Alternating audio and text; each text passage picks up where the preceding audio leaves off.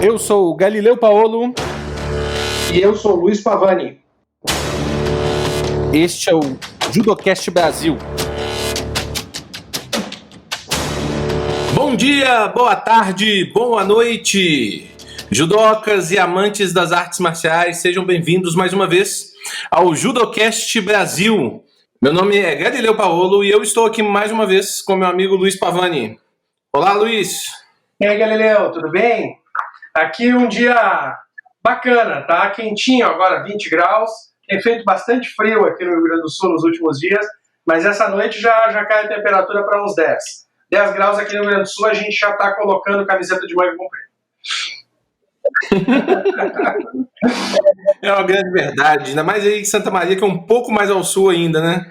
A gente está do meio para baixo aqui, né? Mas Santa Maria é tranquilo, né? Os nossos companheiros que nos escutam aqui do Rio Grande do Sul, que estão na região da Serra ali, né? Próximo de Gramado, Caxias, é bem mais frio. E o pessoal da fronteira oeste, né? Bagé, Alegrete, que tem o nosso vento minuano, o vento sul aqui, que é, como a gente diz no Rio Grande do Sul, é derrengar Cusco, né? Quer dizer, deixar no banco aqui o frio que faz lá. Então aqui em Santa Maria eu não posso nem me queixar que não é dos piores, não. Então ótimo. Eu que não gosto muito de frio, eu prefiro aqui Belo Horizonte, que está tranquilo, deve estar uns 25 graus aqui, tá razoável, apesar que está começando a fazer um friozinho aqui também. Infelizmente, eu não sou um grande fã de frio não, mas temos que viver, a vida é assim. Meus amigos, hoje nós vamos falar mais uma vez, dar continuidade à nossa listagem dos 10º dans. Um assunto muito interessante, um assunto que a gente já sabe que o pessoal está gostando. Então quero agradecer vocês mais uma vez por estar nos dando esse feedback maravilhoso nas nossas redes sociais. E esse podcast está disponível nas principais plataformas de podcast que temos aqui no Brasil e está também nos nossos canais particulares do YouTube, no Judô Tatame e no Luiz Pavani com Z. Como é que tá o feedback lá, Pavani? Tá muito bacana. A gente tem, né, o YouTube ele nos oferece essa possibilidade dos comentários diretamente nos vídeos, né? Então muita gente elogiando, agradecendo pelo compartilhamento de conteúdo, de conhecimento.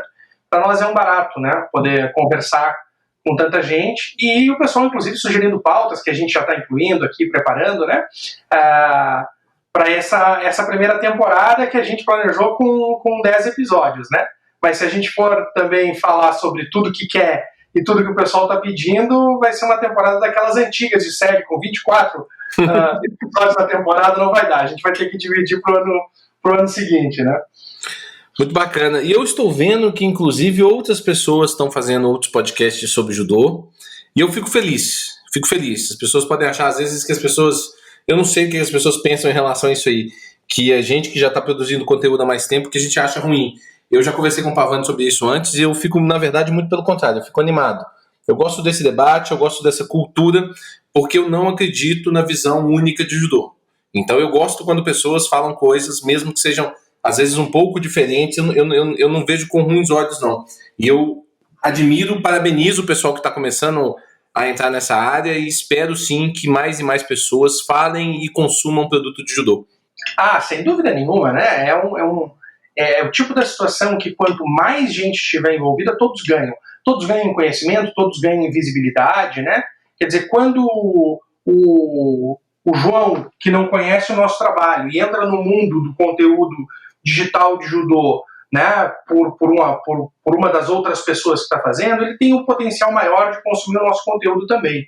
Né? Então eu acho que é muito bacana isso, né? A gente contribui numa ponta, outros contribuem na outra, a gente faz uma grande comunidade de conhecimentos digitais de judô, né? É muito bacana ter vários canais para consumir. Tem dias que a gente está a fim de sentar e assistir alguma coisa, tem outros dias ou momentos que só se oportuniza ouvir, né? O podcast é pródigo para isso, é muito bacana, né? Então é bacana a gente ter essa alternativa e de alguma forma a gente corre um pouquinho atrás nisso, né? Com a língua portuguesa a gente tem acesso em outras línguas a conteúdos, às vezes, de maneira mais fácil, mais presente, né? Uhum. E a gente fica um pouquinho no nosso nicho, porque são poucos os países de língua portuguesa que têm uma vivência de judô, né? A gente vê aí o Brasil, obviamente, Portugal, Angola, né? Então, a gente está um pouquinho fora do circuito da língua inglesa, né? E aí a gente tem outros conteúdos. Mas está muito bacana isso. Acho que está crescendo, a pandemia foi boa nesse sentido, né? Em algum lado, nem tudo tem só lado ruim. Tudo tem um lado bom, tem um lado ruim. A pandemia está sendo meio difícil para o judô, mas alguma coisa está se desenvolvendo. Temos que nos apegar nas coisas boas para que isso cresça. Então, convido você a falar com seus amigos sobre esse conteúdo. Convido vocês a nos seguirem, a apresentar isso aos seus professores, aos seus estudantes, judocas, que eu tenho certeza que só vai agregar no conhecimento deles esse debate. Pavani, mais 10º Dan. E aí nós vamos entrar numa listagem de 10º Dan. Vamos tentar fazer engatilhar com o nosso último podcast. Nós temos aí um vãozinho, né? Nós paramos de falar do pessoal que foi promovido antes dos anos 50, não é isso? É isso, né? Para quem não acompanhou aí, nós viemos conversando no último episódio. Falamos muito dos Shitenno, né? Seria inevitável. Com isso falamos no primeiro 10º Dan. Então falamos na primeira geração de 10º Dan, que são a geração da mão do Jigoro Kano, né? Aí depois a segunda geração dos 10º Dan, que nós temos ali a partir do pós-guerra, né? E fomos conversando até o final da década de 40, né? E temos um hiato aí, e é onde a gente vai começar o nosso bate-papo agora, né? A última promoção acontece em 48, e vamos conversar agora sobre os 10º Dan da década de 60. Então veja só, né? Nós passamos aí toda a década de 50 sem ter nenhuma pessoa promovida a 10º Dan, e na verdade a primeira promoção, que é do sensei Kotaro Okano, vai acontecer em 67, se eu não estou enganado. É isso, Galileu? 67. E o sensei Okano, ele cai do problema de vários outros senseis japoneses, né? Nunca vi tanta dificuldade para ter nomes diferentes, né? Se você vai procurar, às vezes, como Kotaro Okano, você vai achar em alguns lugares Yoshitaro Okano. A gente explicou um pouco sobre isso no podcast, né? Um dia a gente pode chamar alguém com mais conhecimento da língua japonesa para tentar nos ajudar mais ainda nesse assunto, mas nunca vi tanta questão de nome diferente. É importante a gente entender que na cultura japonesa, às vezes, o nome de família e algumas outras culturas do norte do Equador, o nome de família, às vezes, é mais importante que o seu nome pessoal, né, Pavani? Talvez por isso também essa outra questão do nome, né? Pois é. E aí a gente fica, né, é interessante o pessoal saber que o judô fica dentro desse período todo sem ter promoções para 10º Dan. Mas vai ficar, na verdade, somente 2 anos sem ter um 10º Dan vivo, né? Pelos meus cálculos aqui, o sensei, pelas minhas informações, né? O sensei Kyuzo Mifune falece em 65, né? E aí ele é o último dos 10º Dan daquela geração a falecer. A gente perde o sensei Tabata em 50, o sensei Izuka em 58, o sensei Samura em 64, e aí o sensei Mifune em 65. E ficamos 2 anos até a promoção do sensei Okano sem um 10º Dan vivo, né?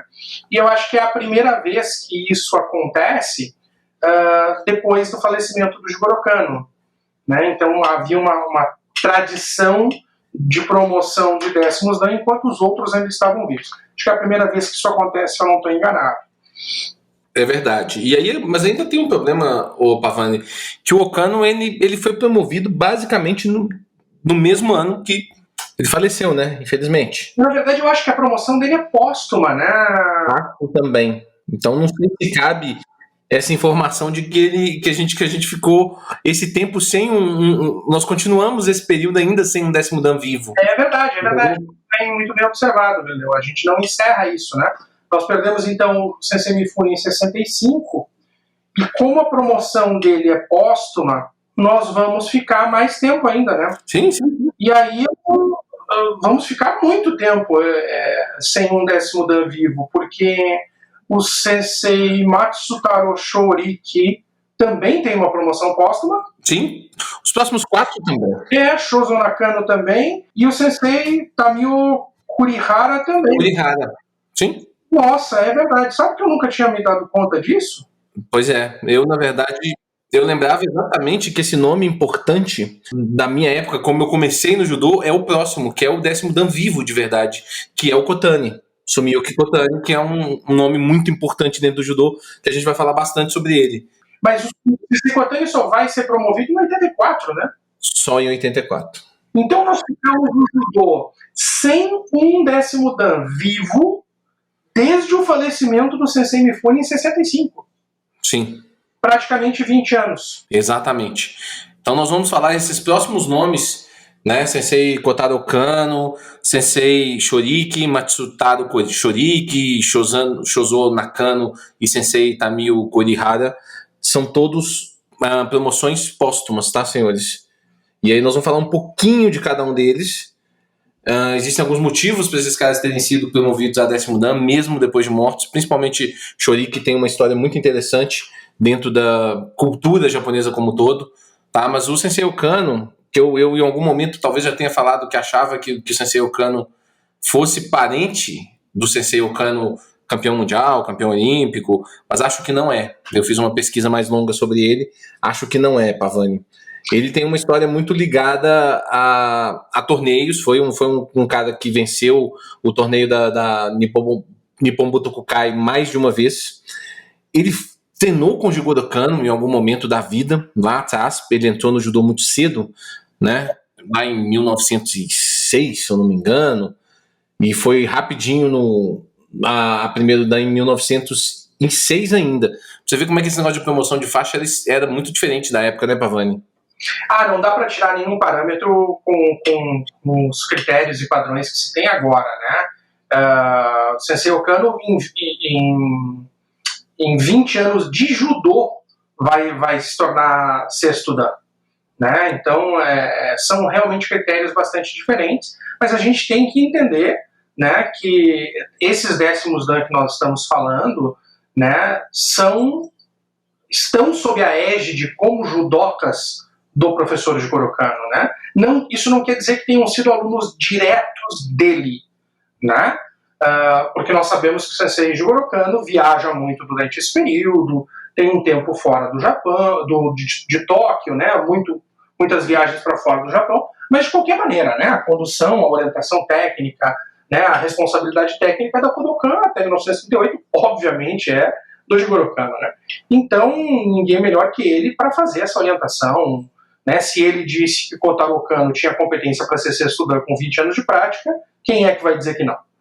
Né? Então, esses critérios de promoção a gente realmente não se traduzem bem para os momentos atuais e os padrões atuais. Nem mesmo os padrões atuais japoneses. Né? Eu imagino, com certeza. Nem dá para comparar com a atualidade do Japão, imagina com a nossa aqui no Brasil, que já é bastante diferente da do Japão, né, Pavani?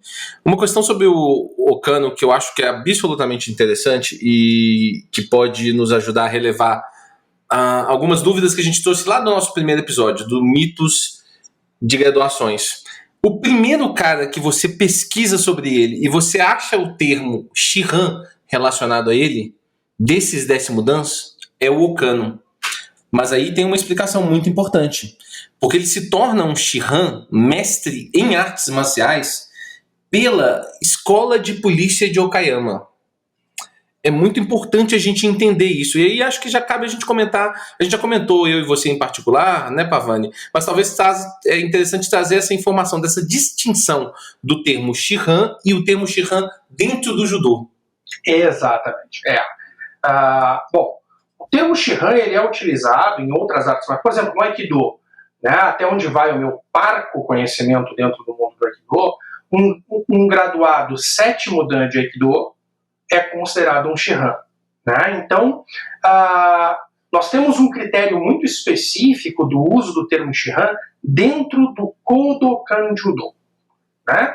E mais do que dentro do Kodokan Judo, dentro do Judo da Kodokan, de dentro da Kodokan. Porque nós vamos encontrar referências com o termo Shihan a vários professores de Judô inseridos em outras entidades. Por exemplo, como tu falaste agora no caso do Sensei Kano. Shihan é um termo utilizado também dentro do meio universitário. Então nós temos essa relação com o meio universitário.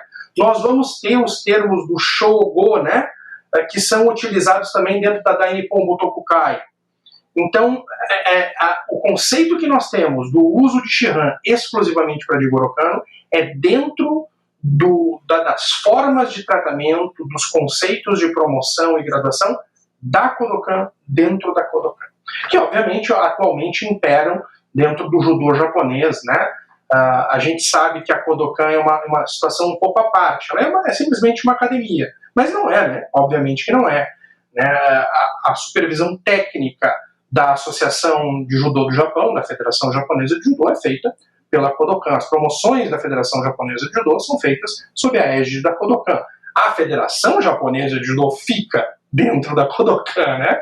Ocupa o prédio antigo da Kodokan. Então, obviamente que isso é o que acontece hoje. Mas esse alerta do Galileu é super importante porque quando a gente vai para a literatura, a gente encontra esse referencial, né? Como com relação ao Sensei Kotaro Kano, né? Shihan Kotaro Kano, mas obviamente não é uma titulação da Kodokan, é de outra instituição ligada ou não à prática do judô.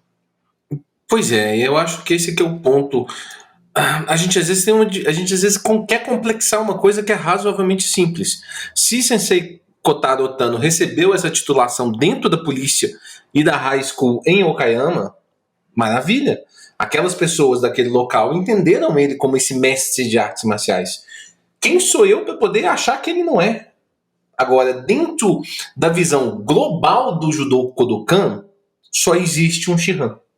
Esse é um ponto no final das contas. Então, se dentro da sua academia você chama o seu Sensei Kodansha de Shihan da sua academia, eu não vejo nenhum problema. A gente só precisa entender que no conceito global do judô Kodokan, realmente só existe um Shihan. Isso é esse cara que é Jigoro Kano, que não tinha graduação, por isso ele é o Shihan, ele é o fundador, ele é o cara que não consegue, ninguém vai conseguir alcançá-lo. Simples assim. Eu acho que é isso sim. Eu sempre cito um exemplo, e aí eu já mando um grande abraço para o meu professor de jiu-jitsu, né, o professor Léo Morossetti. O Léo é um faixa preta de jiu-jitsu primeiro grau, né? E a gente chama ele na academia de mestrão. Ô mestrão, isso, mestrão, aquilo. É um jeito carinhoso e respeitoso, né, que se tem o hábito, a cultura dentro daquela academia de se referir àquele professor, né? É diferente de nós entendermos que aquela pessoa é um mestre de jiu-jitsu no conceito de professor, mestre, grão-mestre, né, que existe dentro do jiu-jitsu brasileiro. Tudo isso que eu estou falando, obviamente, é jiu-jitsu brasileiro. Né? Então, é importante esse discernimento, e não vejo problema nenhum nessa utilização. Uma outra coisa que é importante notar, eu mencionei aqui, acho que talvez valha uma explicação. A Dainippon Botokukai, que deixa de existir na sua essência no final da Segunda Guerra Mundial, ela deixa de ser um órgão governamental no final da Segunda Guerra Mundial, é proibida. Bom, a gente não vai entrar, né, nesses processos ali do Japão da Segunda Guerra, mas ela volta a existir com o mesmo nome, como uma entidade privada, né, nos anos 50, se eu não estou enganado, mas não tem nada a ver com aquela Dainippon Botokukai, ente governamental das artes marciais do governo japonês. Mas a Dainippon Botokukai usava o Shogo, termos de graduação. Então, por exemplo, o ídolo do Sensei Galileu, Yuzo Mifune, ele é Meijin da Dainippon Botokukai, que é o grau de Shogo mais alto, que quer dizer pessoa iluminada, quase divindade das artes marciais. Né? A cara que o Galileu está fazendo aqui agora, óbvio, né? Ora, é o deus do judô.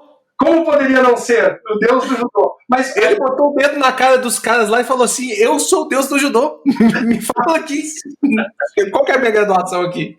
Então, assim, são termos que não se utiliza dentro do mundo do judô Kodokan, né? Ninguém vai chamar alguém dentro do mundo do judô Kodokan de ser divino. Mas a Dainippon Botokukai tem a graduação mais alta deles, o reconhecimento mais alto deles é Meijin, né? Pessoa iluminada, ou pessoa quase semideus, assim. Sim, então, sim. São características diferentes, né? Vale o alerta para o pessoal para a gente não ficar muito engessado, né? Saber qual é a cultura correta do meio em que nós estamos, né? Até para fazer diferente do que manda o manual, a gente precisa entender o manual, né? Para poder colorir um pouquinho fora das linhas. Esse talvez seja o ponto. As nossas conversas sempre acabam fazendo uma pequena barriguinha, mas é cheia de informação. Eu vou dar um outro exemplo mais comum, Pavani, dentro dessa linha do que você está falando. O termo Hanshi, que é um termo absolutamente comum em várias artes marciais e que eu vejo até às vezes professores tradicionais de judô comentando. Porque o meu Hanshi... Cara, eu entendo 100% o que você quer dizer, mas não é um termo do judô Kodokan. Né? Assim, é importante a gente entender. Tem vários termos japoneses relacionados com artes marciais. Tem Shidoshi, por exemplo. Tem muitos termos.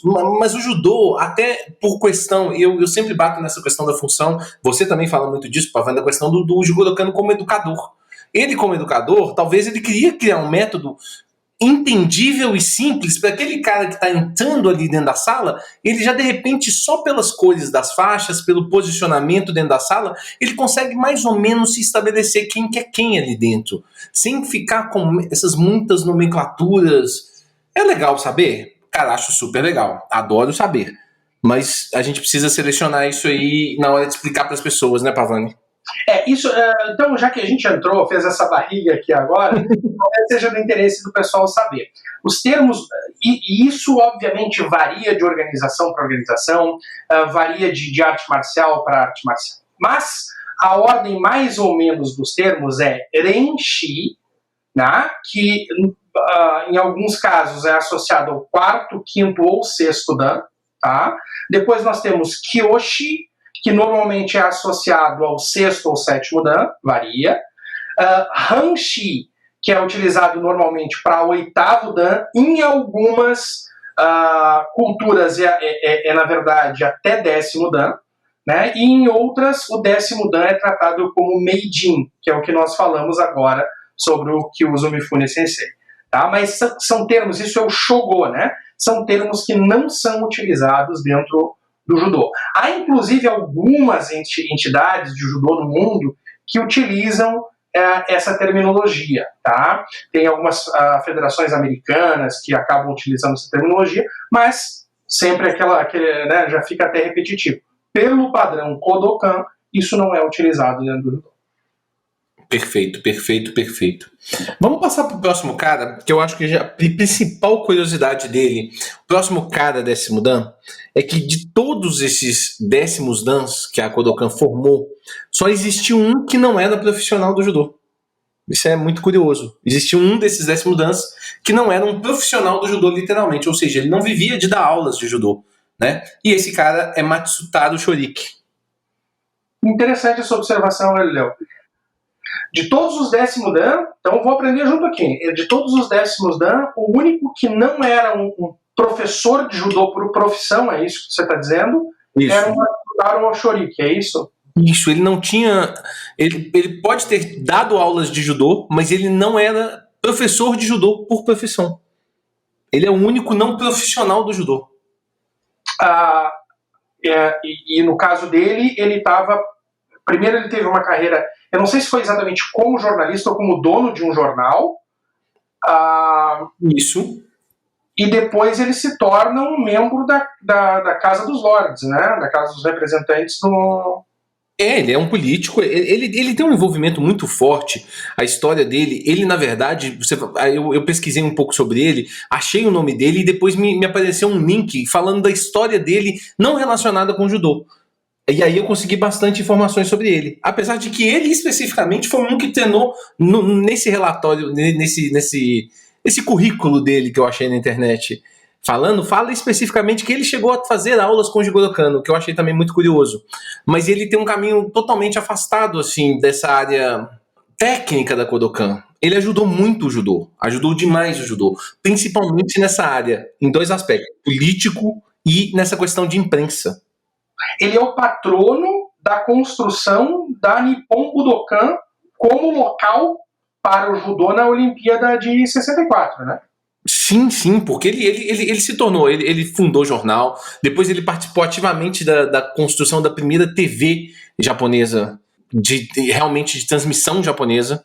Ele também tem uma relação, igual você falou, ele participou ativamente da construção da Nippon Budokan, que é onde foi a sede do judô em 1964, que é um ginásio maravilhoso, que nós vamos ver agora de novo também. E será agora em 2021, né?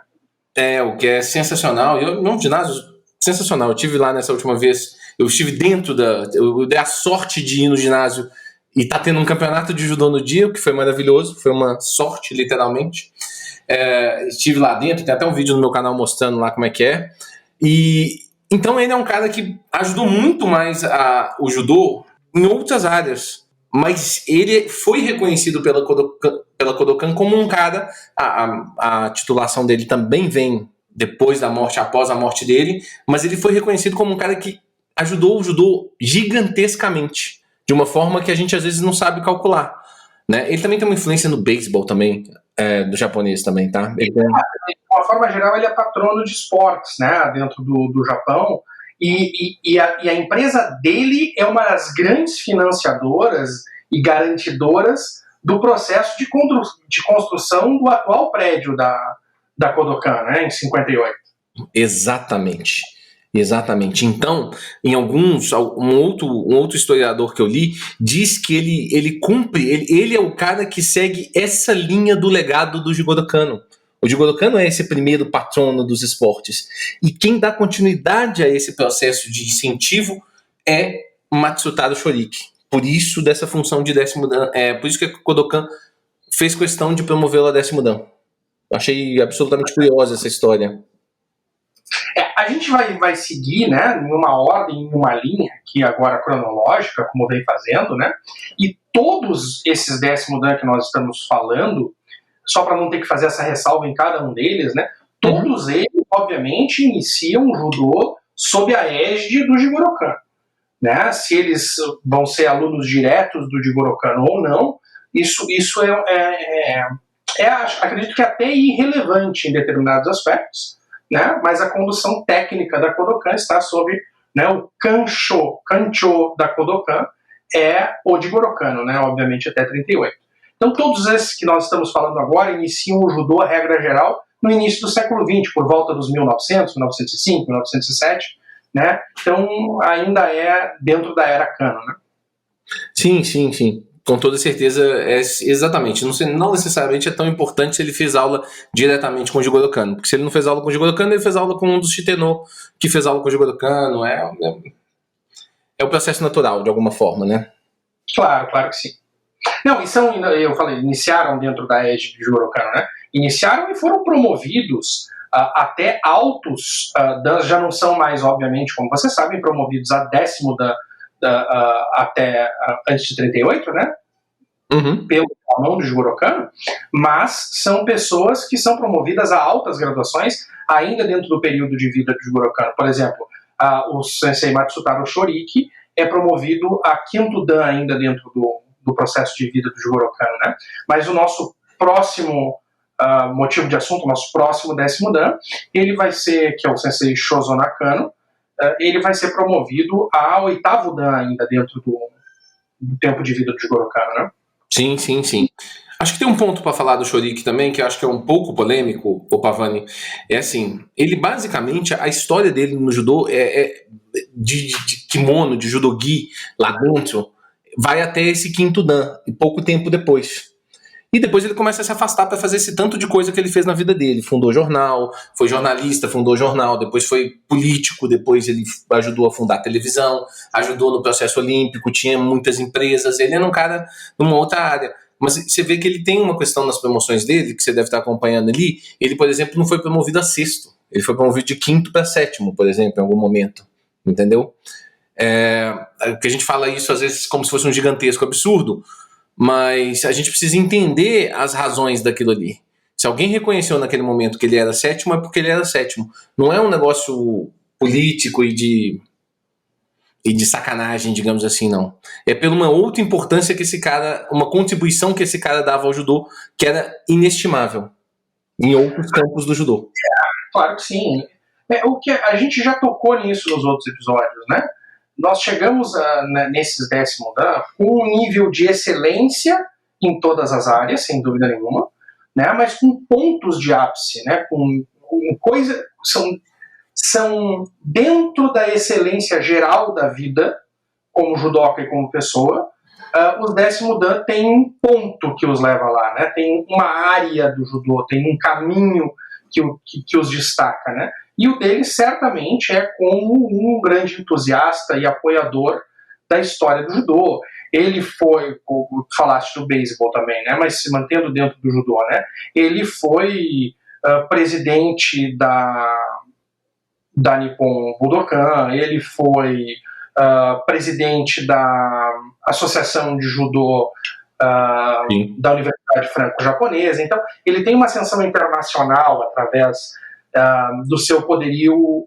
Ele era um cara de influência dentro da sociedade e da economia japonesa, né? Política e econômica, né? Exato, isso é fundamental, né, para o desenvolvimento de qualquer coisa. As coisas não acontecem apartadas, né? Talvez o bom jogador julga por si mesmo. Talvez essas ressalvas que o Galileu faz sejam necessárias porque nós vivemos numa sociedade em que a influência econômica e política normalmente implica uma falta de ética, né? Uma falha no processo ético.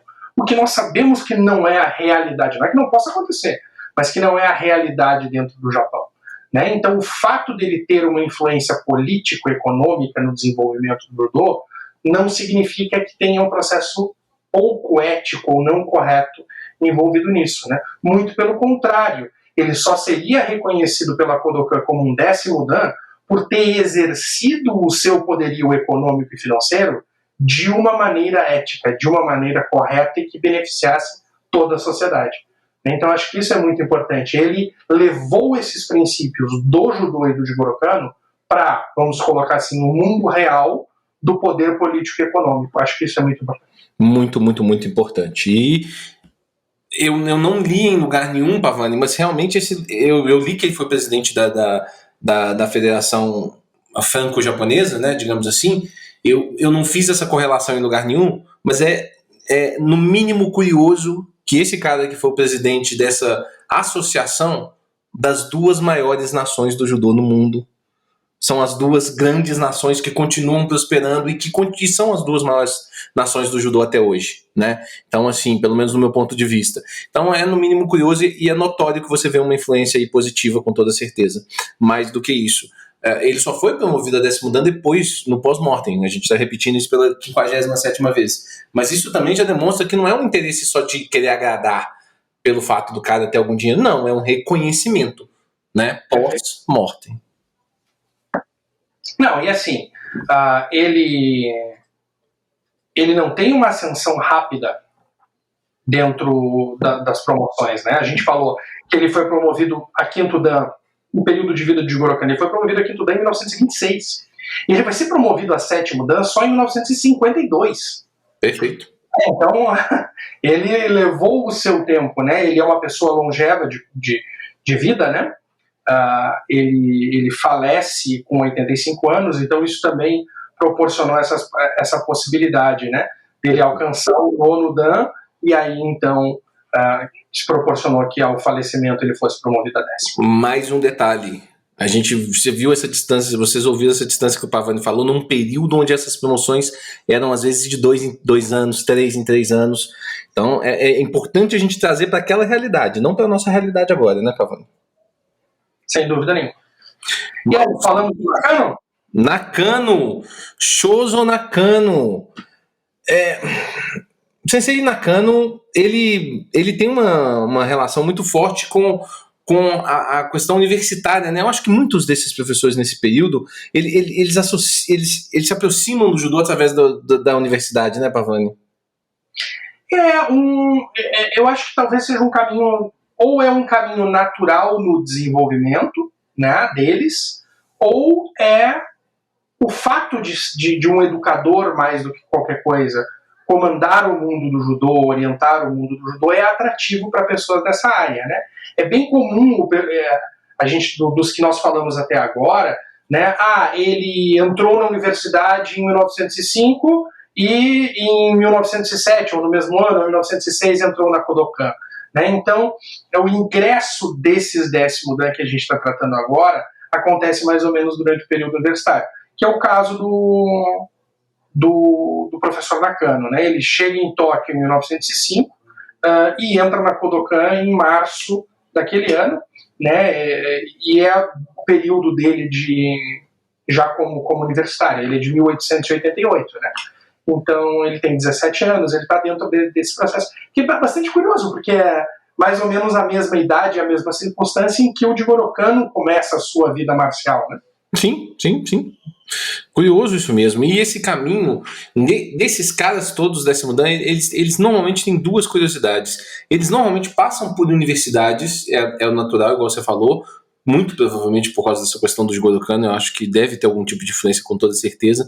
E sempre tem uma passagem também em algum departamento de polícia, que desde do tal torneio lá do Saigo, o judô se torna uma prática comum em todo o departamento de polícia, né, o Pavani? Não, cara, pode chamar de Jigoro Kano, não tem problema. De jeito nenhum. Com todo o respeito que eu tenho por você, mas não. Eu não fico pedindo, não tem problema. Sem dúvida nenhuma, né? Ele se torna instrutor do Departamento de Polícia Metropolitana de Tóquio, né? Mas isso é natural, né? Desde aquele momento, a cadeira, vamos colocar assim, né, de instrutor de polícia,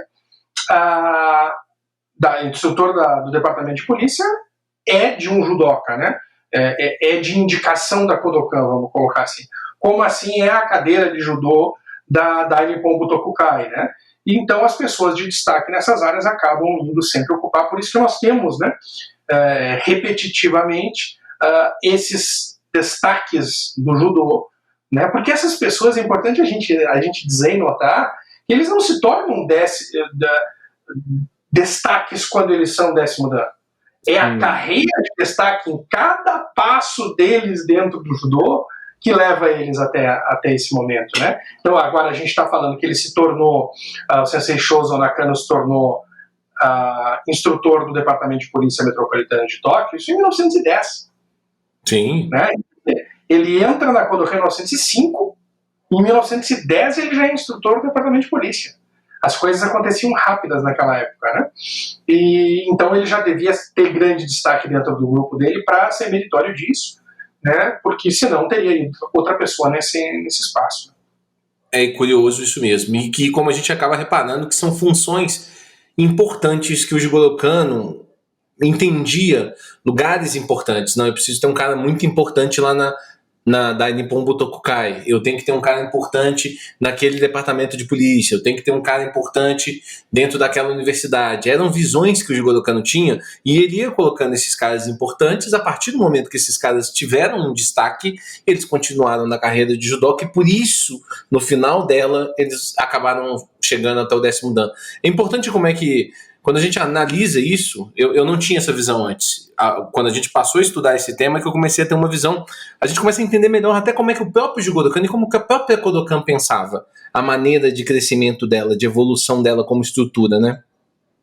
Nós temos ele nessa posição, não é uma coisa incidental também, não é? Ele esteve ali por um pequeno período de tempo e depois sai, não. As pessoas fazem uma carreira dentro disso. Ele esteve lá por mais de 20 anos, né? Ele fica até 1933 nessa posição, mas em 1926 ele tem um ponto de grande destaque, né? Ele passa a ser o mestre de judô da força de polícia do Palácio Imperial entre 33 e 44. Né? Imagina que posição de destaque, né? Primeiro ele era o professor do departamento de polícia e depois ele vai ser o mestre de judô da força de polícia do Palácio Imperial. Então, alguma coisa talvez semelhante aos nossos dragões da independência, que é, né, uma força de proteção específica do Palácio, né? Serviço secreto ou qualquer coisa assim, equivalente à força americana, né? De proteção ao governante. Então, é uma posição, sem dúvida nenhuma, de extremo prestígio, né? Sim, e ao final da vida dele, após esse momento, ele também ele se torna instrutor da Universidade de Tóquio, né? Inclusive ele era professor de judô especificamente da Faculdade de Medicina, né? Durante um razoável período. E então você vê que ele tem as passagens nos lugares importantes. É uma carreira de educador como um todo. Por isso que a gente não tem tanta informação dele, às vezes, como um competidor em outras vertentes do judô, apesar que o nome dele, por exemplo, está na construção lá do Kodokan Gojin Jutsu no kata, por exemplo. Kodokan Gojin Jutsu, não é no kata, eu sempre falo, sempre solto no kata no final. Mas ele está lá, por exemplo, com o nome dele está lá. Então, assim, é um atleta, é um judoca, igual o Pavani já repetiu hoje mesmo, é um judoca completo, mas que tem essa vertente educacional como grande forte da carreira dele, para ele chegar ao 10º dan, né?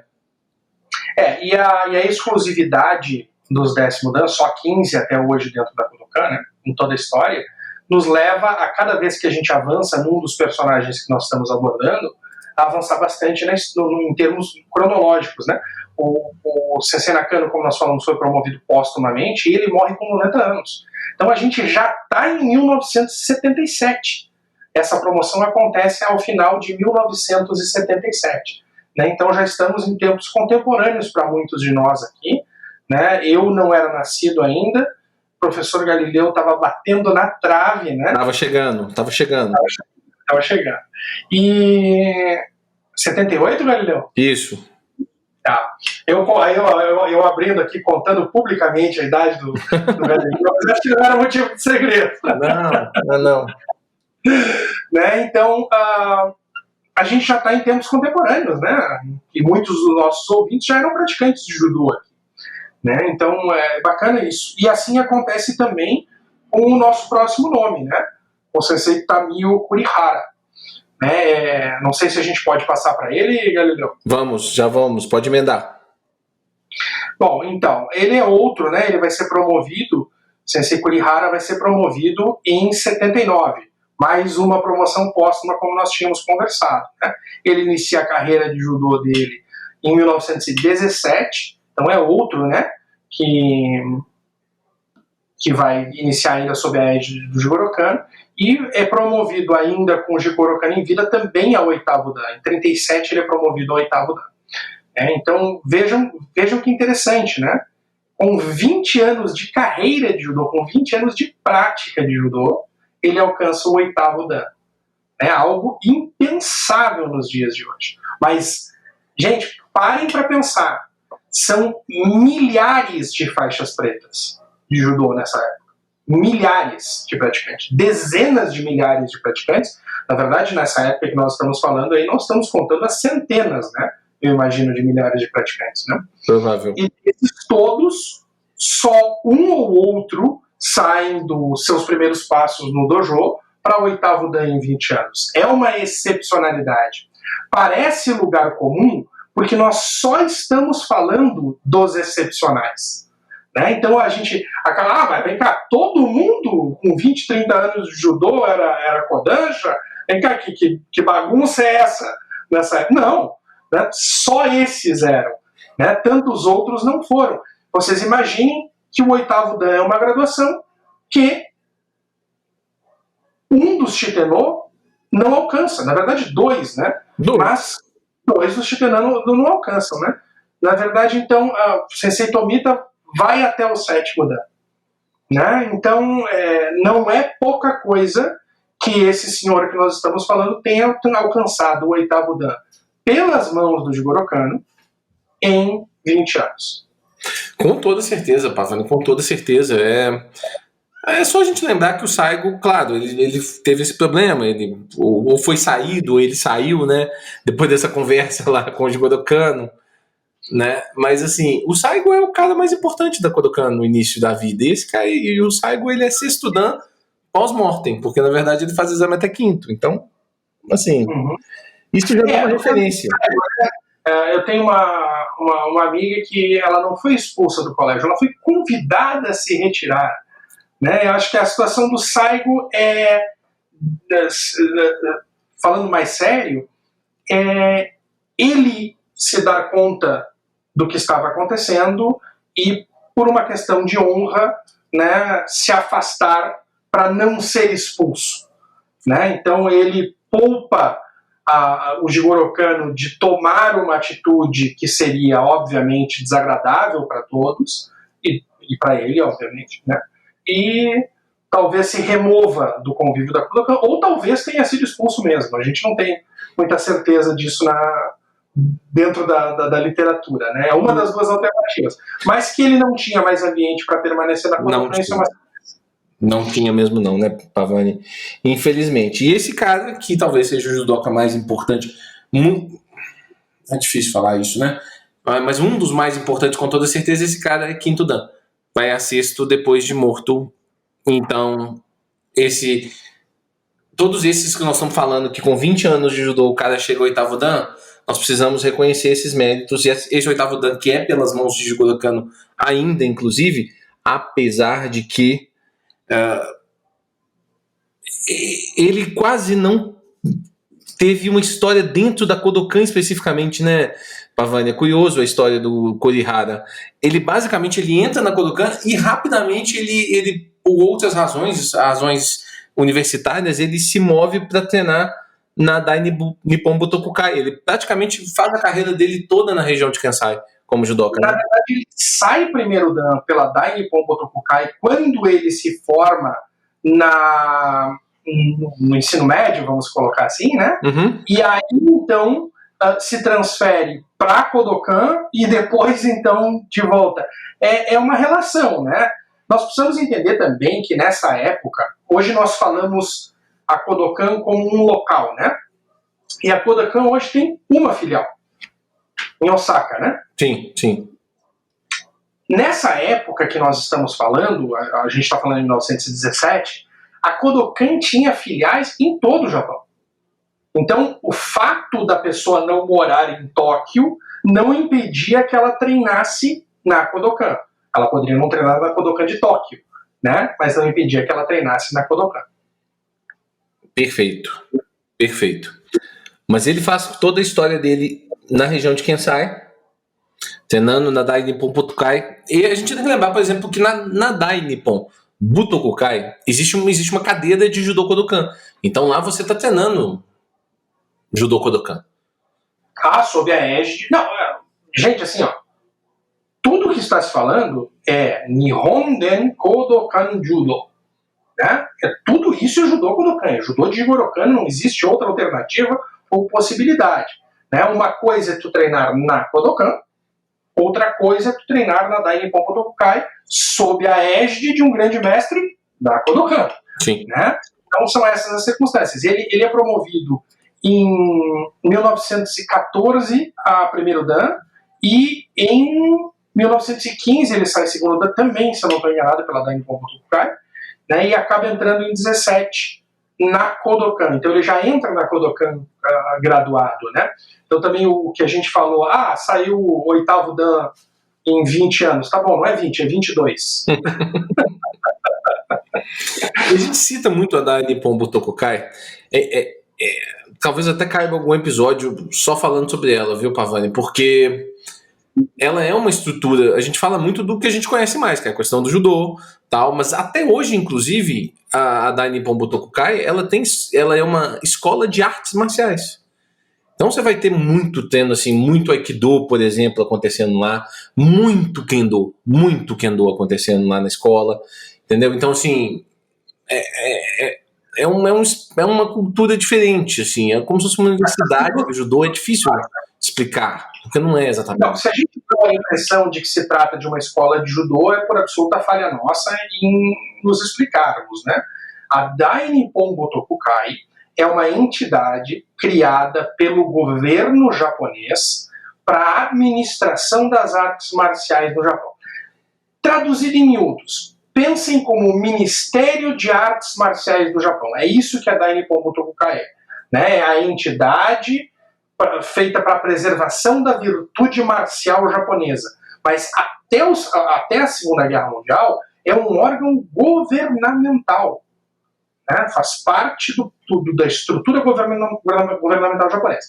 Depois ela é proibida, ela é fechada a partir do final da Segunda Guerra Mundial, né? Porque obviamente, especialmente no Dai Nippon Butokukai, a prática marcial está associada ao militarismo japonês, né? E quando ela reabre como uma entidade privada, o que basicamente significa dizer que ela carrega o nome, né? Mas a atual Dainippon Botokukai, por exemplo, perde acesso ao Botokuden, que é a sede, né? E nesse período, por que ela perde força? Porque já existe, por exemplo, a Federação Nacional de Judô, já existe a Federação Nacional de Kendo, e essas federações estão estruturadas e não vão abrir mão da sua existência para se reintegrar a Botokukai. E aí a Dainippon Botokukai deixa de ter essa palavra oficial sobre as artes marciais que ela tinha. Claro, em termos do judô, a palavra oficial até poderia ser a Dainippon Botokukai, mas quem dizia o que a Dainippon Botokukai deveria determinar no judô era a Kodokan. Kodokan sempre teve uma relação um pouco diferente. Por que isso acontece? Porque quando da criação da Dainippon Botokukai, a única arte marcial de fato, realmente institucionalmente organizada no Japão é o judô. Né? Ela já existe, a Kodokan existe muito tempo antes da Dainippon Botokukai. E a Dainippon Botokukai, na verdade, é criada para trazer as outras artes marciais à estrutura organizacional da Kodokan, que o judô já tem. Né? Então, é um pouquinho da história deles. Né? Mas mesmo assim eles ainda têm algum tipo de influência, mesmo na Kodokan, que já era organizada, Pavani. Vide o caso do Kimi no Kata. E do Katame também. Sim. Do Katame também. Do estabelecimento do Katame no Katame. Não, obviamente que há uma troca, né? Dentro desses processos, né? Mas quando, por exemplo, o Nage no Kata vai ser, e aqui eu estou fazendo aspas com os dedos e vocês não estão vendo, vai ser aprovado pela Dainippon Botokukai, Jigoro Kano chega lá e diz, esse aqui é o Nage no Kata. E o pessoal diz, então tá aprovado. Vai dizer o quê? Vai mandar mudar? Não vai, né? Não vai. Mas sem dúvida nenhuma, em outros termos, né, que não seja Nage ou Waza, né, existiam grandes experts que não faziam parte do mundo da Kodokan, né? Acho que vai caber um podcast sobre isso, porque no Nage no Kata eles nem falaram nada. Todo o processo aconteceu dentro da Kodokan, eles só aceitaram. Mas quando foi entrar no Kimi no Kata, por exemplo, que tem um aspecto mais de gostinho, mais de defesa pessoal, o Kimi no Kata tem uma alteração muito grande, assim, estrutural, como um todo. Né, assim, é curioso. Cabe a gente falar sobre isso no outro episódio. A Kodokan apresenta uma proposta que está longe de ser aprovada na íntegra, né? Há um vai e volta, há uma troca, e isso e não há nenhum problema nisso. Eu imagino que até existisse uma expectativa, né, para que aquela entidade tivesse, de fato, uma legitimidade, né, sobre a ingerência que ela deveria ter, afinal de contas, ela foi criada para isso. Com toda certeza. E aí, por fim, Pavani, finalmente vamos falar de um cara que foi 10º Dan, recebeu o 10º Dan vivo e que foi 10º Dan durante muito tempo. Então ele é o primeiro 10º Dan vivo depois de que usou Mifune. Isso é muitíssimo curioso. Bacana demais que eu me dei conta disso no ar aqui agora. Né? Não tinha me dado conta exatamente disso, né? Que o próximo 10º Dan seria 20 anos depois. Né? Muito, muito interessante. E aí sim, agora a gente está falando de contemporaneidade. Né? O Galileu já fazia judô. Já. Quando o sensei Sumiyuki Kotani foi promovido a 10º Dan. Sim, grandíssimo nome do judô. E na verdade, assim, se vocês verem, vocês vão pesquisar ele aí na internet, peço que pesquisem, e se vocês verem a foto deles, se você é um cara mais estudioso de judô, mesmo que você não relacionou o nome, você vai reconhecer ele em algum momento, em alguma foto que você viu, em algum artigo que você leu sobre judô. Ele é um nome muito importante. Acho até estranho que tenha demorado tanto tempo para ele ser 10º Dan mesmo, Pavani. É um negócio que eu ainda não cheguei a essa informação, o motivo por quê. Né? Visto que ele foi a 9º Dan em 1962. Ele demorou 22 anos para ser 10º Dan. Em 1945, lá quando estava se escrevendo os nomes lá, que estava decidindo lá o Kodokan Gojin Jutsu, ele já era 8º Dan. Interessante, né? Muito interessante. Talvez houvesse uma tendência, e aqui eu estou especulando, talvez houvesse uma tendência até ele de que os décimo dan seria uma graduação póstuma, né? Porque nós permanecemos tanto tempo sem ter um décimo dan vivo, e aí nós temos uma sequência, né? Nós temos uma sequência de promoções póstumas. O último promovido em vida é o Shotaro Tabata, né? O último décimo dan a falecer é o Kyuzo Mifune. E depois nós temos, durante, então, 20 anos, promoções póstumas para décimo dan. Eu teorizaria, mas simplesmente por uma análise do que nós estamos vendo aqui, que deveria haver uma corrente muito forte dentro da Kodokan para que o décimo dan fosse uma promoção póstuma. Talvez isso represente uma razão ou uma possibilidade de razão para essa demora na promoção do Sensei Sumiyuki Kotani. Porque é muito tempo sem ter um décimo dan vivo, né, galera? Eu acho, e na verdade um grande nome como Sensei Kotani. O Sensei Kotani ele é autor de vários livros importantes de judô. Tá? Ele é um cara relevante dentro da Kodokan como um todo. E eu também atribuo um pouco dessa. Eu já li em algum lugar que eu estou relembrando aqui da minha cabeça, e pode ser que eu esteja enganado, mas em algum lugar que um pouco dessa prepotência do Mifune talvez tivesse atrapalhado o processo pós ele. Não sei se você entende isso desse jeito que eu tô explicando. Tipo, pô, será que vai ter um outro cara décimo dan que vai bater no peito e falar que é décimo dan vivo para discutir judô, para dialogar com quem quer que seja, ser esse cara do judô como décimo dan? Talvez assim as pessoas não olhassem que tivessem uma outra pessoa pronta para isso depois do Mifune, né? Isso pode ser um problema, porque ele não tinha nenhuma humildade, o que é um baita defeito no final das contas, mas ele batia no peito para falar que ele era o cara do judô, mesmo no período dele, né? Mesmo eu acho sendo o Kotani o cara do judô depois dele, para te falar a verdade. Quando você vai estudar bastante a fundo a história dele, os livros dele são muito interessantes. Sensei Kotani é um grandíssimo nome do judô. Eu me assustei quando eu vi que ele demorou tanto tempo para ser décimo dan. E ainda mais se você comparar com as outras graduações dele, né?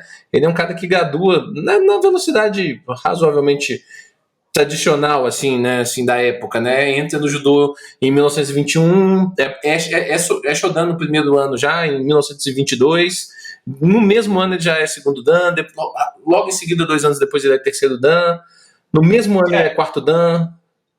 Ele leva 11 anos do início da entrada dele na Kodokan para sair sexto dan. Para sair Kodansha, exato. Então, assim, ele é graduado sétimo dan ainda pela mão do Jigoro Kano, né? E ele vai ao oitavo dan em 45. Então, quando que o Mifune sai décimo dan, ele sai oitavo. Então, não é uma diferença tão grande assim, né? Ele está dentro desse processo. E aí, a promoção para nono, na verdade, já demora muito, né? Ela vai acontecer só em 62, e aí, de novo, mais demora ainda para a promoção para décimo. Ora, né, também esses critérios que nós temos hoje, eles não mudaram da noite para o dia. Né? Então, é um processo de mudança. E certamente esses prazos mudam após a morte do Jigoro Kano. Não há dúvida disso. Né? Porque qualquer promoção pelo Jigoro Kano é inquestionável. Uhum. Mas uma promoção por um comitê que o segue, né, as coisas começam a se tomar e devem, obviamente, seguir esse caminho com mais cautela, com, né, uma análise de qual eram os motivos que levavam o Shihan a reconhecer a excelência nas pessoas. Então, eu acho que faz parte de um processo de reanálise. Né? Mas eu realmente, tirando essa ideia de que existisse uma cultura de que décimo dan seria uma promoção póstuma, eu não consigo entender a razão da demora de 22 anos para a promoção do Sensei Kotani entre nono e décimo dan. Acho que de repente estavam esperando que ele morresse, ele não morria nunca, eles perderam a paciência e resolveram morrer. Infelizmente, o Sensei ele não permanece muito tempo, né? Ele morre em 91, se eu não estou enganado. Ele fica 7 anos como décimo dan. Pois é, e na verdade, Pavani, assim, durante durante a última excursão do Jigoro Kano como instrutor de judô e apresentando o judô à Europa lá em 1933, o uke do Jigoro Kano é o Kotani. É muito provável, e aí que eu estou chutando, mas eu tenho na minha cabeça que alguns dos poucos vídeos que nós temos do Jigoro Kano aplicando técnicas é nesse período dessa excursão, e provavelmente então, naquele uki que tá caindo ali de Ukigoshi pro Jigoro Kano, provavelmente é o Kotani. Pra você ter uma ideia disso. Então, assim, ele era muito próximo de Kano, que ele estava na excursão da última apresentação do Jigoro Kano, espalhando o judô pela Europa. Isso é informação, isso não é suposição, não. Mas, como eu acho que aquelas filmagens foram feitas nessa última visita ao Jigoro Kano na Europa, eu imagino que aqueles vídeos sejam do Kotani, como o Uki. Ele era o que do Jigoro Kano durante o período? No Japão, o que era do Mifune, e quando viajava era do Kotani. Eu tenho aqui, Galileu, uma das relíquias aqui da biblioteca. Eu tenho um livro, né, Katas da Kodokan, que é da autoria dele com o sensei Yoshimi Osawa e o Yuichi Hirose, em que o Kotani ainda é nono dan, um livro de 68. E, para minha grande satisfação, eu comprei ele usado, porque me interessava o tema, e quando eu recebi o livro eu tive uma grata surpresa. O livro é autografado pelos três. Nossa! Então, tem um livro impressionante. Sabe que eles acham... Uma vez só na vida acontece isso com o cara, né? E é muito curioso. Então tem a assinatura dos três, do Sensei Kotani, do Sensei Osawa, que acabaria por se tornar um 10º dan, né? E também do Sensei Hirose, Yuichi Hirose. Então é bacana, é uma relíquiazinha aqui, fica de herança para maluco. Eu tenho esse livro, sem assinaturas, infelizmente. Mas então, eu comprei o livro de sebo, cara, na maior inocência, né, por causa do tema do livro, e aí cai uma relíquia dessa. Aí se eu te contar, você não pode ficar bravo comigo, se eu te contar que o lugar que eu comprei é do estado de... Minas Gerais? Minas Gerais. Tudo isso. Que coisa, né? Eu não sei se o dono se deu conta disso e não deu bola, se o dono nunca se deu conta. Mas ele não vai se dar conta num negócio desse. Você achou na internet? A gente tá certo. Oi? Não. Não comprei pela internet. Comprei de um colecionador que estava se desfazendo da biblioteca de judô dele inteira, e eu comprei uns 10 livros. Não eram valores pequenos, assim, né? Eu acho que eu paguei R$150 por esse livro, e tu tem aí um livro pequenininho, assim, né? Mas me interessava, e um livro histórico de 68, né? Bacana. Mas, obviamente, um livro desse assinado vale exponencialmente mais do que isso. Vale bem mais. E fiquei muito triste, porque eu comprei 10 livros e ele tinha mais de 100 livros para vender. Mas, na época, eu acho que toda a coleção completa, tinha uns de maior valor, outros de menor valor, né? Mas toda a coleção completa sairia uns 8 ou 9 mil reais, né? E infelizmente eu não tinha esses valores à disposição, continuo não tendo, aliás, né? Eu não tinha no momento aqueles valores à disposição, você não teria comprado toda a coleção dele. E aí acabou indo. Mas foi uma grata surpresa, né? Ter um pouquinho de conexão com um sensei desse porte é sempre um enorme prazer para quem gosta de judô, né? Pois é. Mas, Galileu, o Kotani falece em 91, né? Então, já dentro aqui da história de judô de muitas das pessoas que nos escutam, né? Uma coisa absolutamente contemporânea, e como tu disseste, né? É o grande guia, é a grande pessoa, tecnicamente, dessa era do judô. Sim. Né? E depois dele a gente vai ter um hiato, né? De novo, sem ter, de 91 até 2005 ou 2006? Um ou outro, 2005 ou 2006, eu posso até ler para dar a informação correta, mas é 2005 ou 2006 que é É 2006, é o Kagami Viraki de 2006, é janeiro de 2006, Sim. Na virada, né? Então, nós vamos ter a promoção pela primeira vez de 3 Judan, né, ao mesmo tempo, nunca havia acontecido. E são os 3 que felizmente ainda estão conosco, né? Sensei Toshiro Daigo, amém.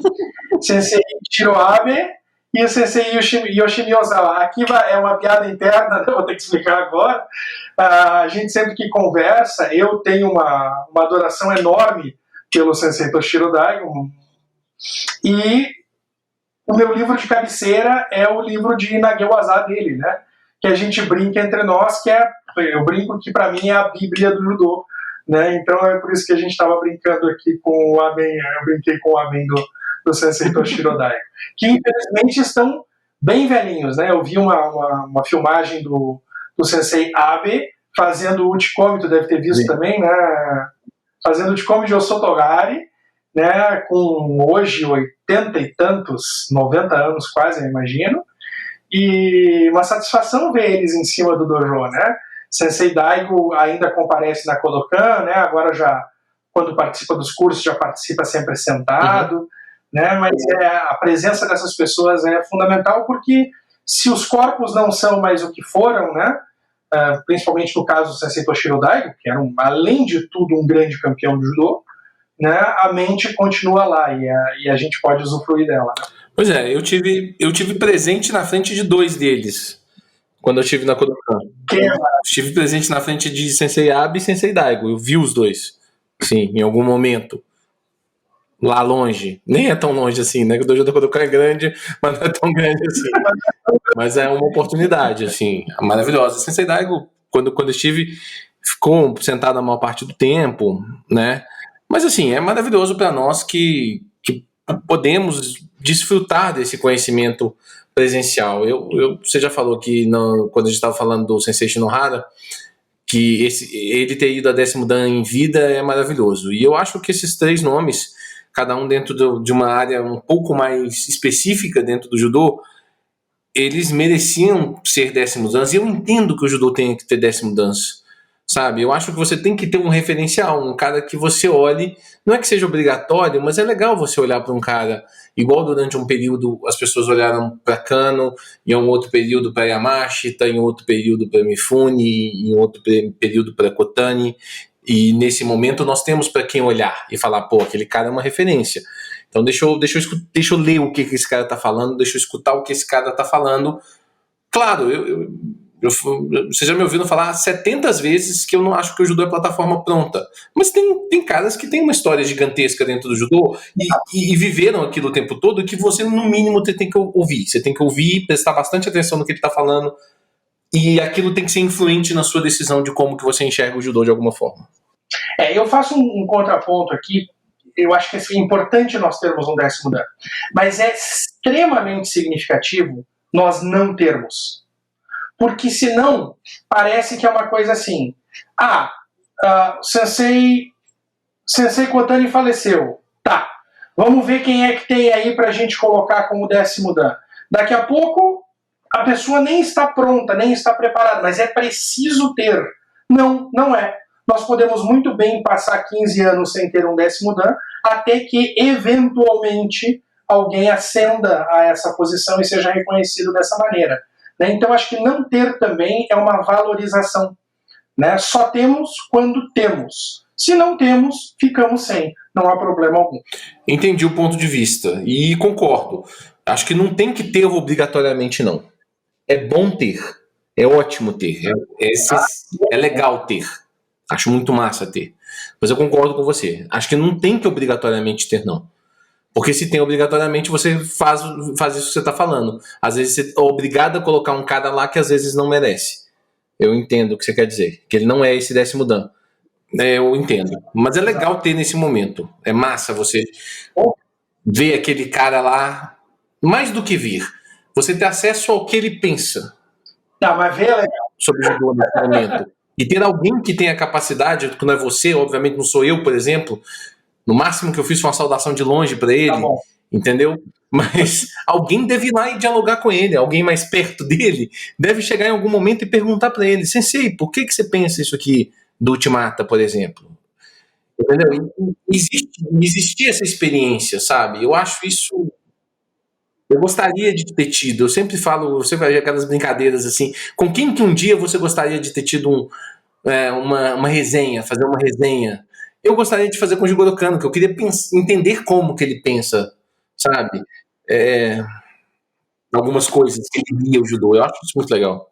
Mas e por que não ir falar com o Daigo? Não seria apropriado tu chegar e pedir licença, interpelar e conversar com ele? tu não te sentiste à vontade? Dá uma leitura pra gente, eu fiquei curioso, os nossos ouvintes devem estar curiosos também. A questão cultural japonesa, ela é um pouco diferente, Pavani. Ela é curiosa, né? Eu não me sentia muito à vontade de chegar nas pessoas, eu mesmo me apresentar. Muitas vezes. Às vezes eu preferia um caminho de pedir para alguém me apresentar. Perfeito. Eu achava que era um caminho mais correto. É engraçado como você está dentro de um ambiente e você começa a se comportar mais ou menos no meio do mesmo jeito que aquelas pessoas se comportam, né? Que bom. É natural essa adaptabilidade, né? Não, infelizmente não é natural, é só natural das pessoas educadas. Tem muita gente que não tá nem aí para onde tá. Eu acho um pouco isso, mas dentro do judô a gente tem uma tendência a tentar seguir os mais graduados no final das contas, né? Ok. Então, não troquei nenhuma palavra com o Sensei Daigo, não tenho nem foto com ele, pra ser bem sincero. Mas estava lá um dos dias, no dia do Itsutsu e do Koshiki no Kata, ele estava sentado na cadeira, inclusive. E o Sensei Abe, ele nem vestiu o judogi, ele passou pela Kodokan um dia. E a gente estava tendo um treino, acho que foi no dia do Juno Kata, parou-se o treino, saudamos e ele passou. Foi isso. Que maravilha, que espetáculo. Muito bacana. E na verdade, Sensei Abe, inclusive, eu vou aqui fazer a minha culpa que eu nem reconheci. O cara que estava treinando comigo, o canadense que estava treinando comigo, é que me falou que era o Sensei Abe. Eu falei, nossa, meu Deus, nem reconheci, que vergonha. Pô, não vou fazer estereótipo aqui, mas nós ocidentais, temos a tendência, isso é fático, né? De Sim. ter uma dificuldade de discernir as feições orientais, né? Então isso dá origem à piada de mau gosto, que japonês é tudo igual, obviamente que não é, né? Mas talvez um pouco disso, de longe, poxa, tanta gente passando ali, né? Você vai olhar e vai... Não tem uma plaquinha em cima dizendo que é o sensei, né? Então, tem judogi, sem essa coisa toda, fica difícil de reconhecer mesmo. Mas, Pavani, eu fui meio juninho. Porque várias pessoas passaram lá. Neto do Jigorokano passou, esqueci o nome do presidente da Kodokan. Atual? O Emura? Isso, o Emura. Passou várias vezes e não se parava para fazer saudação para esses caras. Entendeu? Não se parava para fazer saudação para ninguém. Para ninguém. Sensei Uemura, a gente... saudamos Sensei Uemura? Saudamos, mas quando ele estava lá de judogi, quando ele ia falar, entendeu? Nesse dia. Também tem uma questão prática nisso, né? Poxa, ele é o Kanshô da Kodokan, ele deve estar ali direto. Se Sim. cada vez que passar perto do dojo vai parar para cumprimentar, ninguém vai falar nada, né? Sim. E aí, talvez, provavelmente, porque Sensei Abe, Sensei Daigo não devem ir mais constantemente na Kodokan, até pela idade e tal. Então, quando vai, provavelmente deve ter uma diferenciação muito justa, inclusive. Então, por isso que eu acho que foi um pouquinho juninho mesmo.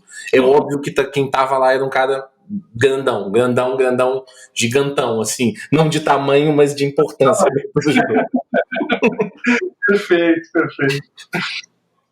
Vamos falar um pouquinho deles. Vamos falar um tiquitinho. Eu acho que é bacana, né? Importante, fundamental falar deles, né? Dentro dos três, o grande atleta é o Daigo, né? Com os grandes títulos, não só, né? Vamos repetir de novo. Ninguém é 10º dan por uma coisa só, né? São Sim. excelentes em tudo e tem um grande destaque, né? Em determinada área. E o Daigo é um grande atleta, né? Ele é 2 vezes campeão do aberto japonês, e ele é relativamente leve, né? Ele é um cara do médio. Então eu acho que ele não era nem meio pesado na época, né? Ele era médio. E ele tem um perfil um pouco diferente dos japoneses, né? Ele tem um ombro um pouco mais largo do que o padrão japonês, isso é muito curioso, né? Ele não era exatamente altão, mas pro padrão japonês ele é alto. Sim. Isso é curioso dele. É um dos grandes expoentes, né? Ganhar o aberto japonês são poucas pessoas, ganhar mais de uma vez o aberto japonês é para menos gente ainda, né? E tu não sendo um super pesado, não é comum, né? Na verdade, a pessoa mais leve a ganhar, são 2, né? São 2 as pessoas mais leves a ganhar. Ele e o Sensei Okano, Sim, são pouquíssimos. Claro, eu acho que o feito do Okano, sem querer ficar fazendo uma comparação, que já são dois feitos absurdos, mas o Okano tem um padrão de gente menor. Entendeu? O Daigo, apesar dele ser magro, ele tem um padrãozinho um pouquinho maior. Assim, ele é mais alto do que as pessoas que estavam ali, por exemplo, no dia que ele estava lá na Kodokan. Assim, só para vocês terem um referencial. E o título do Okano é um trem absurdo. Mas, claro, o título do Daigo também surreal. Tecnicamente falando, o Daigo é um gigantesco nome do Kodokan. Ele é comparado ao Kimura. Sim. Ele é comparado ao Kimura no seu desempenho competitivo, que, vamos combinar, e não é comparado por mim, né? Não sou eu que digo isso, são grandes mestres do judô que reconhecem o brilhantismo do Kimura, por exemplo, nele.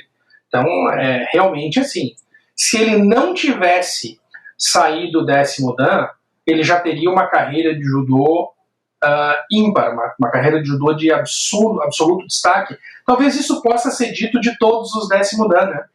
Se eles não tivessem atingido o 10º Dan, eles seriam pessoas notáveis e dignas de serem mencionadas, né, dentro do mundo do judô. Mas ele é um dos grandes expoentes, sem dúvida nenhuma. Né? E acho que é importante ter alguém... Gente, o apelido do Daigo é Mr. Kodokan. Eu, né? Tá. Estamos conversando, não precisa dizer mais nada. Ele é o herdeiro, né? Não, obviamente, não desmerecendo nenhum dos outros 2 10º Dan que foram promovidos junto com ele, mas ele é o herdeiro técnico, né, da Kodokan, tanto que ele é o diretor técnico da Kodokan por muito tempo. Já não é mais, né? Agora ele está aposentado, mas ele foi, então, o diretor técnico da Kodokan por muito tempo. Então ele é, de certa maneira, eu sou absolutamente suspeito para falar isso, mas ele tem um ponto de destaque mesmo entre os 3 atuais 10º Dan.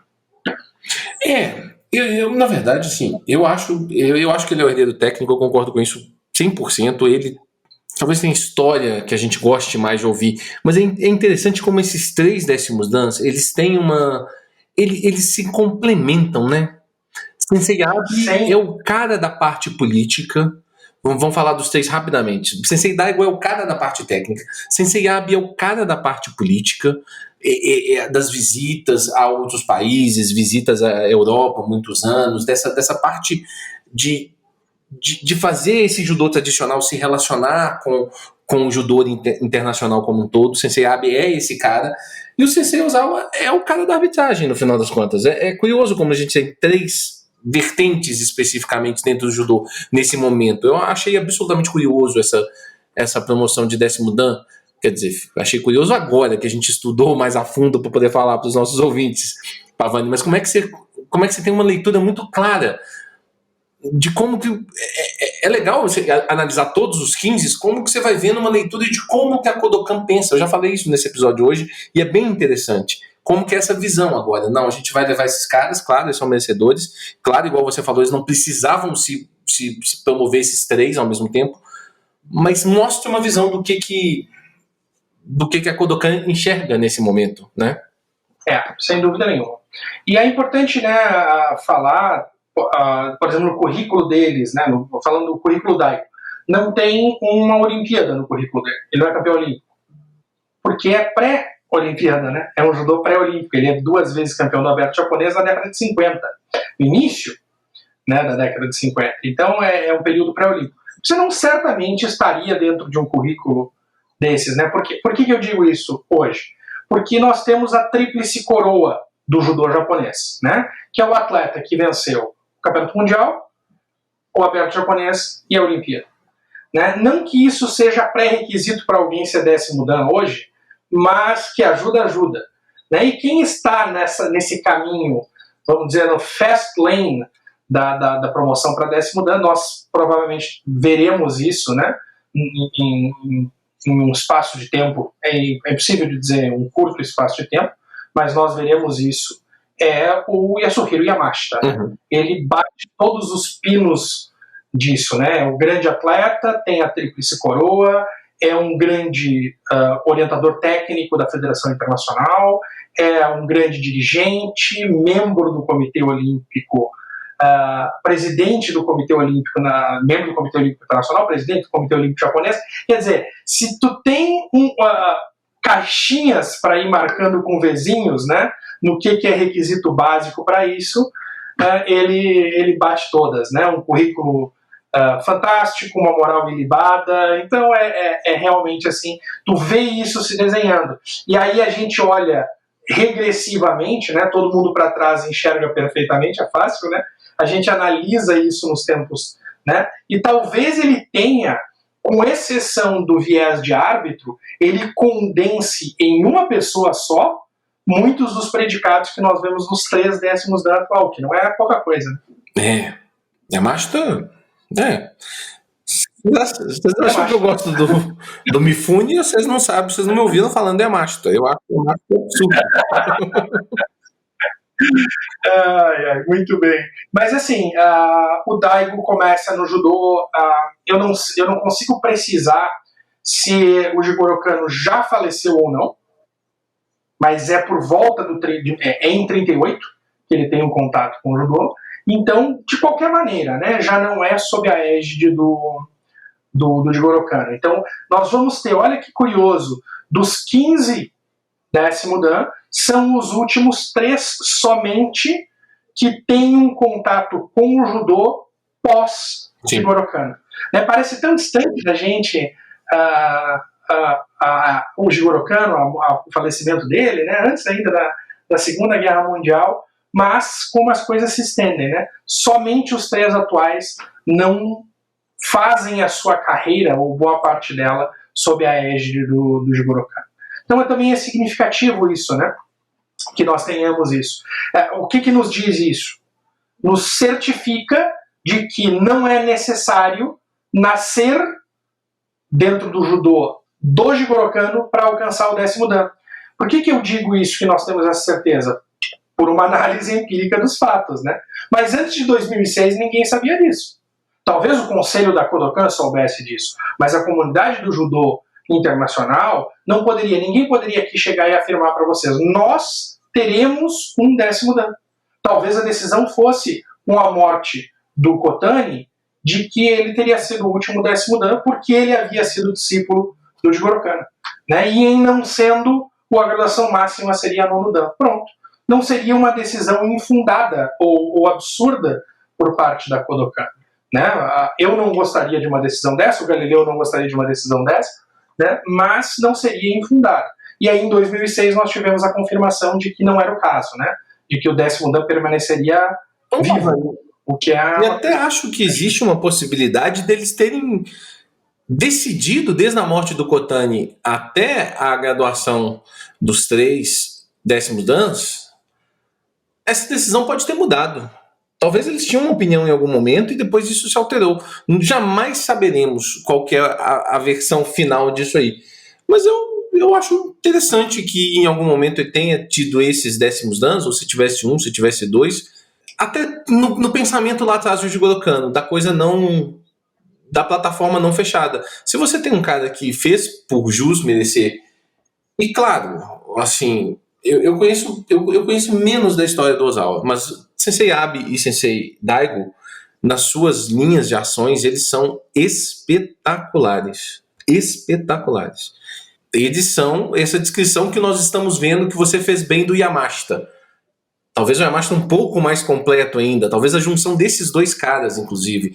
Mas ambos, Daigo e Abe, são 2 caras muito importantes e grandes como personagens do judô. Eu não vejo nem como eles não seriam. Se hoje o Daigo não fosse 10º dan, eu acharia absurdo.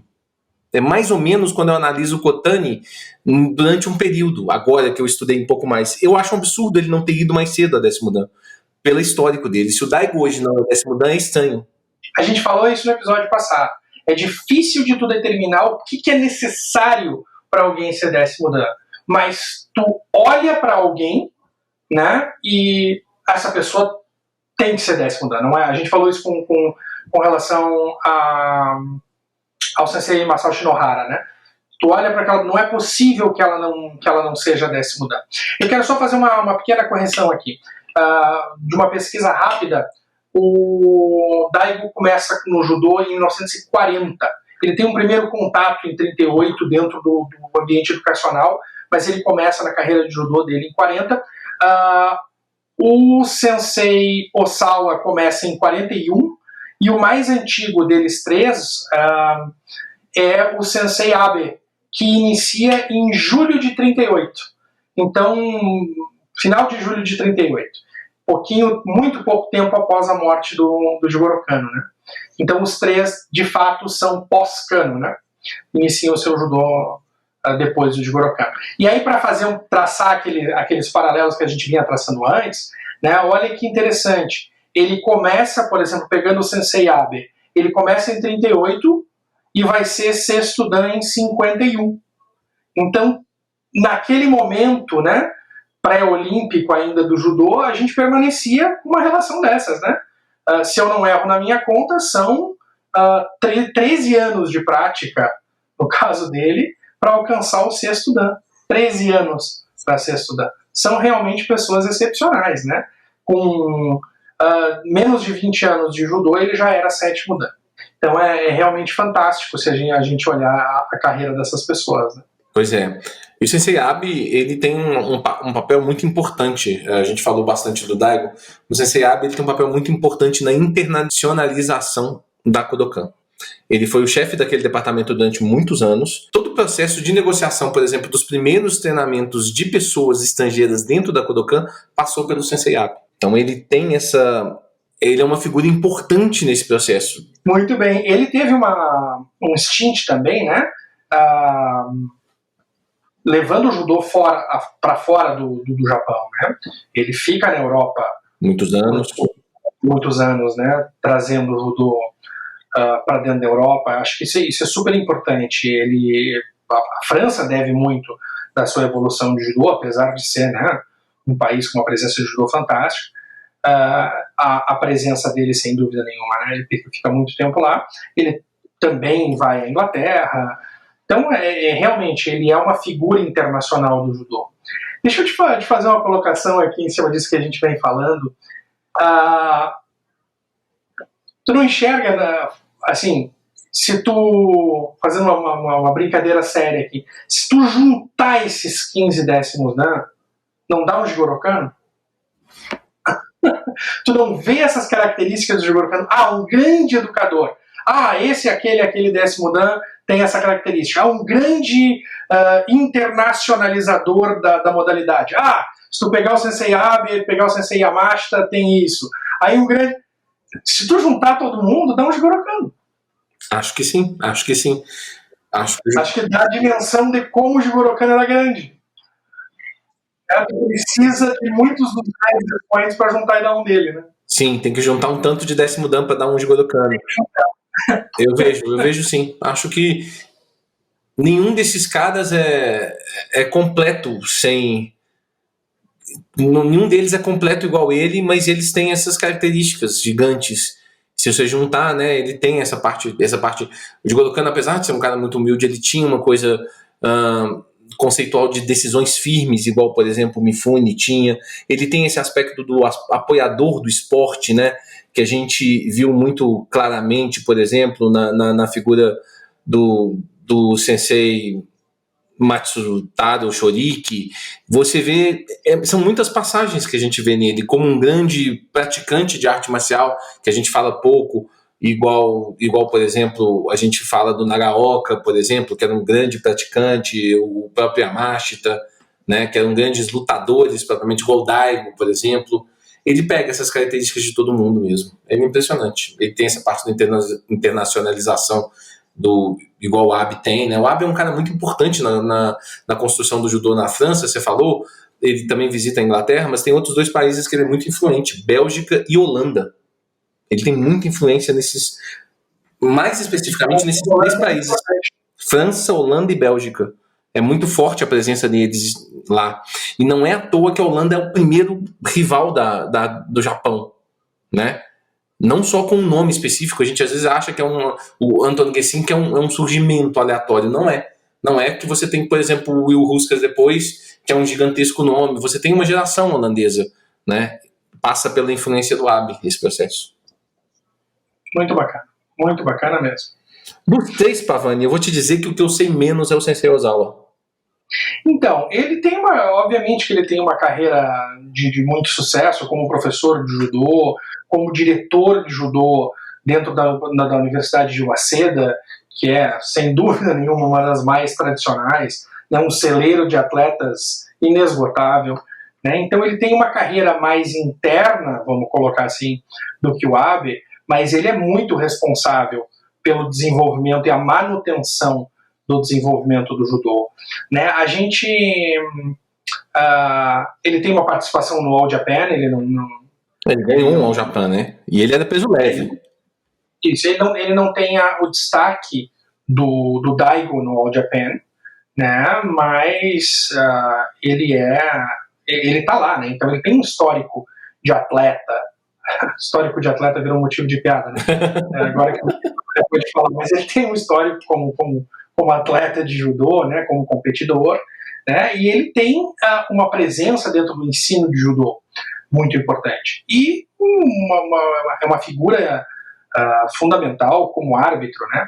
Mas ele tem uma coisa muito bacana que diferencia ele de muitas pessoas e, vamos de novo, resgata um ideal do Jigoro Kano.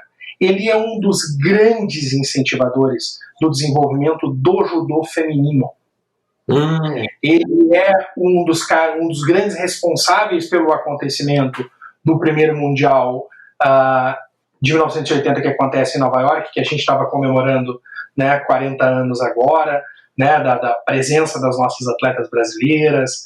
Então, muito bacana. Ele é um dos grandes responsáveis pelo fortalecimento das mulheres dentro do Japão, das judocas, mas também no fortalecimento do judô feminino internacional. Né? Então, isso é muito bacana na trajetória dele, porque nós sabemos que era um conceito do Jigoro Kano. Né? Talvez o primeiro aluno de judô da história tenha sido uma mulher, né? Porque o Jigoro Kano praticava o jiu-jitsu dele, o jujutsu dele, como vocês preferirem, né? E aí ia para casa mostrar o que ele tinha aprendido para a irmã. Né? Então a gente poderia fazer esse argumento. Né?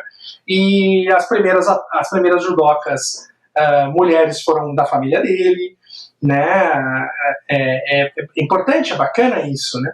E talvez esse desenvolvimento não tenha acontecido pelas características culturais do Japão como deveria, ou como o Jigoro Kano gostaria que tivesse acontecido. Né? Certamente nós podemos dizer isso porque nós sabemos dos entraves ao judô feminino, né? Principalmente dentro da Kodokan. Sim. Né? E o Sensei Abe resgatar esse ideal do Jigoro Kano, eu acho que é fantástico. Acho que é fundamental e deve ter contribuído muito para esse reconhecimento justíssimo, né, do 10º dan na carreira dele. Sensei Abe ou Sensei Ozawa? Desculpa, Sensei Ozawa. Se eu falei Abe, me perdoe. Onde eu falei Abe, era Sensei Ozawa, né? Yoshimi Ozawa. Não, muito bacana. Eu não sabia dessa informação do Sensei Ozawa e é sensacional que ele tenha participado disso ativamente, igual você falou, era um dos preceitos de Jigoro Kano, que por razões que podemos falar em outro episódio, eles foram esquecidos no meio desse processo, infelizmente, né? Então, se Sensei Ozawa trouxe isso para nós de volta, é fabuloso, é maravilhoso. Então, além dessa capacidade como árbitro, essa capacidade, assim, a gente já falou milhões de vezes, vou repetir mais uma vez, todos eles eram grandes judocas, o Sensei Ozawa ganhou o torneio de Fukuoka, sabe, era considerado um grande elemento da parte técnica, né, mas assim, se a gente for fazer uma comparaçãozinha, ele com o Daigo, por exemplo, claro que o Daigo, por exemplo, nessa parte técnica, ele consegue um destaque maior, por exemplo, para pegar os 3 dessa mesma geração, para a gente fazer uma comparação, mas aí você vai ter outras funções importantes, igual o Sensei Pavani citou aí, e que são essenciais para o desenvolvimento do judô. A gente sempre fala muito de não enxergar o judô como matéria pronta, mas também não só em uma vertente.